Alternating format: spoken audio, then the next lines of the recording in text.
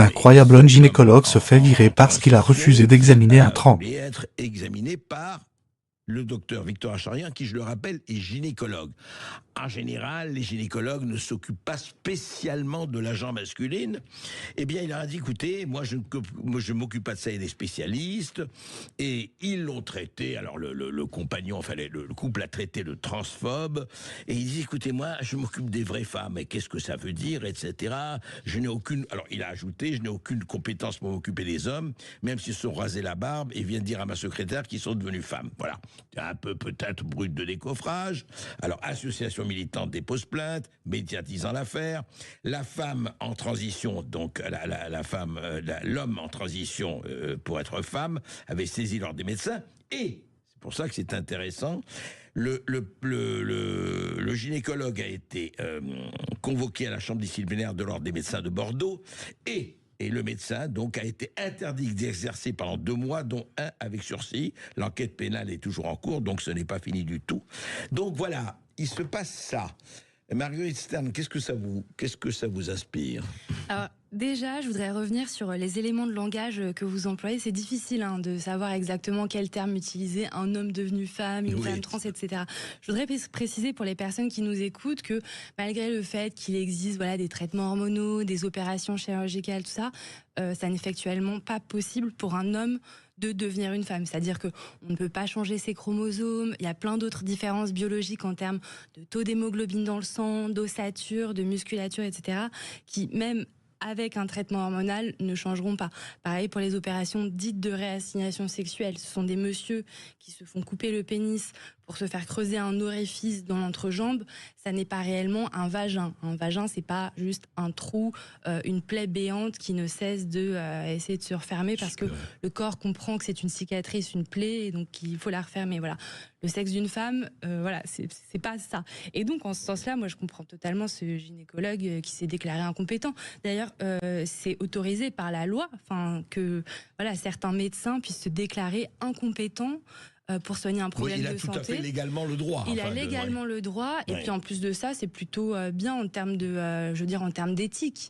Et puis sinon, qu'est-ce que ça veut dire? C'est-à-dire que moi, un jour, j'ai une pneumonie, je vais voir un cardiologue et je le somme de, s'occuper de mes poumons alors qu'il s'occupe du cœur. C'est bientôt, on va aller voir des gynécologues et les sommer de s'occuper de cancer de la prostate. Faut arrêter. Donc déjà, pour moi, juste, on est dans un délire, premier degré. Je pense que la plupart des gens qui nous écoutent se disent c'est juste un délire.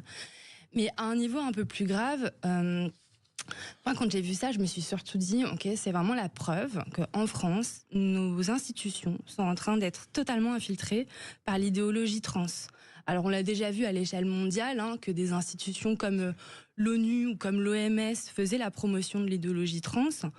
On a vu aussi en France avec la HAS, la Haute Autorité de Santé. Il y avait un article dans le Figaro par Paul Sugy qui est paru en décembre de l'année dernière, en décembre 2024, qui disait que la HAS, comme on le sait, est en train de préparer des recommandations pour les protocoles de santé trans. Et donc la HAS va apparemment préconiser de déchoir de l'autorité parentale les parents qui s'opposent à la transition de leurs enfants, de désormais rendre légal le fait que pour un mineur de plus de 16 ans, il puisse avoir accès à l'opération dite de réassignation sexuelle, ce qui pour l'instant... Y compris chirurgicale, etc. Enfin tout. L'opération du sexe, ce qui pour l'instant n'est pas prévu par la loi française. Donc voilà. Donc la HAS est complètement infiltrée par cette idéologie. Et puis là, l'ordre des médecins, en tous les cas de Bordeaux, est aussi complètement infiltré par cette idéologie. Donc voilà, cette idéologie pénètre quand même les plus hautes sphères. C'est inquiétant. Oui, en tout cas, c'est pour le moins préoccupant, et voir que effectivement ce médecin a été sanctionné. Alors, on n'est pas encore en Amérique, où vous savez qu'il y a eu une histoire qui a fait beaucoup de bruit l'année dernière aussi. C'était une mère dont l'enfant se considérait comme un chat. Et vous savez que la mère, mais ça c'est authentique, on a vérifié, la mère est allée chez le vétérinaire, elle a dit soignez mon enfant, il dit attendez, moi je soigne les animaux. Ah ouais, mais si il se... Et c'est ça, je voulais vous faire agir, parce que oui, mais lui se considère comme un chat, donc il a le droit de se considérer comme un chat, c'est légitime, et vous avez le devoir de le soigner. Mais le problème, qui est un problème, je crois, mondial, ou bon, en tous les cas, moi, pour ce que j'observe en France, c'est qu'à cause des dérives de l'extrême gauche qui brandit en permanence le ressenti comme argument politique vraiment au-dessus de tout, on est dans une société qui commence à échapper totalement au réel. On est face à des gens qui perdent prise face au réel. Le ressenti, c'est pas un argument. Alors moi, je peux entendre que n'importe quelle personne se ressente ceci, cela. J'entends la souffrance. Mais c'est pas le réel. C'est pas le réel. Ouais. Voilà, et donc on peut pas, je sais pas comment dire, former une communauté, s'entendre en tant que peuple, si on ne se met pas d'accord sur des bases communes, des bases qui doivent relever de la raison, d'arguments, de choses qui sont facilement mesurables, quantifiables, observables. Voilà, et donc le ressenti n'en fait pas partie. Et ce qui est extraordinaire, c'est ça. Mais ce qui est vraiment qui pose problème, je dirais presque étonnement, c'est la facilité avec laquelle, quand même, parce que ça fait quelques années, mais enfin, c'est pas à l'échelle historique, ce n'est rien. Comment ça a pris? Comment vous expliquez que ça a pris comme un feu de forêt, comme une espèce d'incendie face à lequel Los Angeles, c'est rien? Cette espèce d'extraordinaire embrasement, quand même si ça n'a pas pris le pays, heureusement. Mais... Comment ça a pris? C'est une longue histoire, en réalité. C'est difficile de vous faire une réponse, là, en 30 secondes. C'est quelque chose qu'on explique en longueur dans notre livre Transmania avec Dora Muto.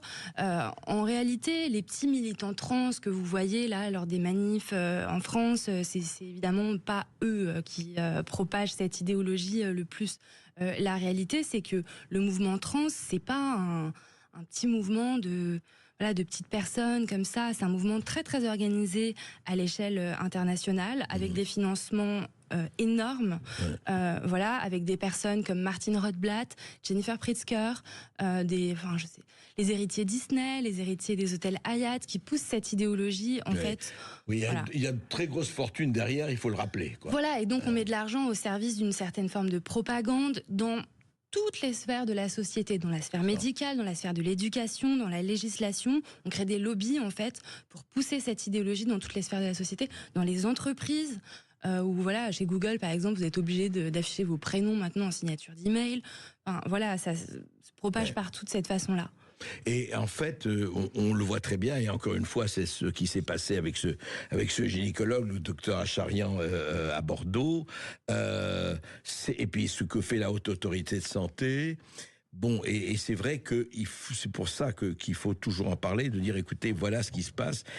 Alors, juste un mot pour terminer, vous croyez que le fait que quand même, en tout cas le pouvoir actuel aux États-Unis, visiblement à toutes les échelles, est en train de se battre très fort, puisque ils ont décidé, vous avez vu, de ne plus accorder un centime de dollar, enfin $1, aux universités qui effectivement prônent le transgenrisme et tout ce qui est, en tout cas, de ne plus financer au niveau fédéral, disons, de ce point de vue-là. Vous pensez que on dit toujours que la France suit l'Amérique quelques années après, vous allez avoir un retour de balancier, ou en tout cas en France, ou pas?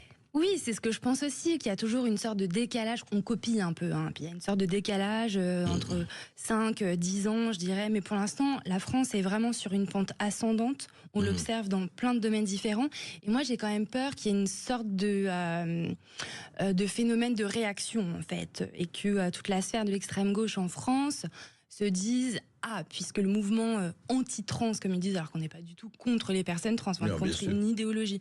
Voilà, si ce mouvement-là est si fort aux États-Unis, alors il faut se battre encore plus en France, et j'ai peur qu'il y ait une sorte de regain d'énergie. Donc oui, il faut continuer à se battre. Bien sûr, toujours. Ouais.